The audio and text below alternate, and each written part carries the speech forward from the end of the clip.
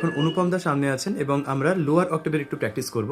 Lower octave খুব tricky একটা বিষয়, মানে যদি আমরা গলার দিকে চাপ দিয়ে লোয়ার অক্টেভটা বলার চেষ্টা করি সেক্ষেত্রে নোটে পৌঁছানো যায় না, বা অনেক সময় পৌঁছতে পারলেও সেটা খুব মানে ব্যথা, একটা বেদনা টাইপের বিষয় চলে আসে, কষ্ট হচ্ছে এরকম ফিল হয়। সো তার থেকে বেরোনোর উপায় হচ্ছে আমরা ভাববো যে আমরা উপর দিকে যাচ্ছি। তো তার জন্য আমি বললাম সা, দাদা বলুন।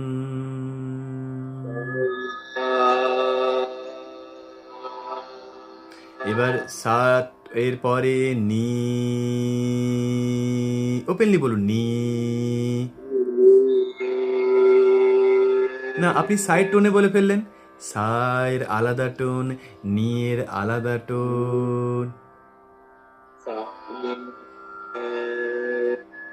আমার কেন মনে হচ্ছে স্যার এটা একটু মানে মানে এরকম হচ্ছে বিষয়টা, আমার ক্ষেত্রে হচ্ছে এটা তো এই যে মানে ল্যাঙ্গুয়েজটা আমার বোধহয় ভুল হচ্ছে। নিটা মানে উপরের নিচে নি ধরুন নি, এটা যেমন ক্লিয়ার, নিচের ক্ষেত্রে ওটা কি এই এই ব্যাপারটা আসছে। হ্যাঁ, ওটা করবেন না তাহলে। ওটা হচ্ছে নি, নিটাই বলুন। নি, ই, ইওয়ালা ই। ওটা তো সা, সাইড টোন বলছেন সা, আর নিয়ে টোন আলাদা নি বলুন। তাহলে এবার বলুন সা নি ধা, সা নি সা নি ধা পা। জাস্ট ওপর দিকে ভাবুন, সা নি ধা পা।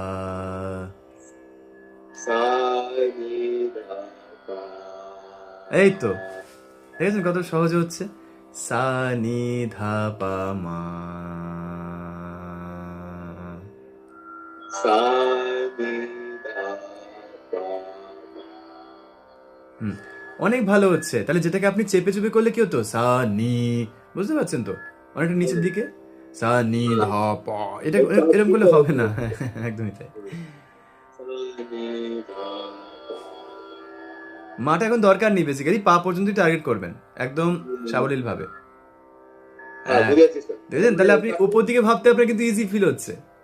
হ্যাঁ, এক্স্যাক্টলি। এক্স্যাক্টলি। বুঝতে পেরেছি। তার মানে আমার লোয়ার অক্টেভে গেলে উপরের দিকে যেতে হবে, আর নিচের অক্টেভে যেতে গেলে নিচের দিকে আমাকে ভাবতে হবে। বুঝতে পেরেছি।